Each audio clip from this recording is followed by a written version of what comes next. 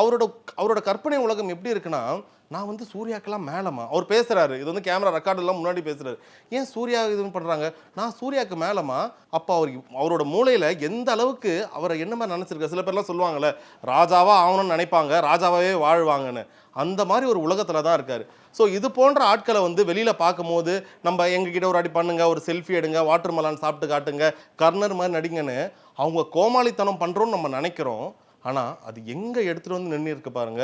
இது வந்து என்ன ஆகும், சரி அவர் விளையாட்டுத்தனமா பண்றாரு, நீயும் அது மாதிரி இருக்கலாம்னு நீங்க கேட்கலாம். இது எதோட ஒரு பெரிய வெளிப்பாடா இருக்கும்னா, இந்த கோமாளித்தனத்தை பார்த்து இன்னும் 100 கோமாளிகள் உருவாங்க. இது ஒன்றும் புதுசு இல்லை. இதுக்கு முன்னாடி மண்ணை சாதிக்குன்னு ஒருத்தர் இப்படி தான் பண்ணிட்டு இருந்தாரு. சம்பந்தமே இல்லாம பண்ணுவாரு. அவரை கொஞ்சம் ட்ரெண்ட் ஆக்குனாங்க. இப்போ எங்க போனாருன்னு தெரியல. நம்ம ஜிபி முத்தான இவரை கூடலாம் அவர் கூட கம்பேரே பண்ண முடியாது. அவராச்சும் ரொம்ப வெள்ளந்தியா பேசுவார். இவர் வந்து அவ்வளோக்கு அவ்வளோ கிரியல் மைண்டடா என்னென்னலாம் பண்றோம், என்ன போட்டா ஆடியன்ஸ் ஏமாறுவாங்க, யார்கிட்ட எப்படி பேசணும்னு பயங்கர பிளானிங்கா நெகட்டிவிட்டியை அவரோட பாப்புலாரிட்டிக்கு யூஸ் பண்றாரு.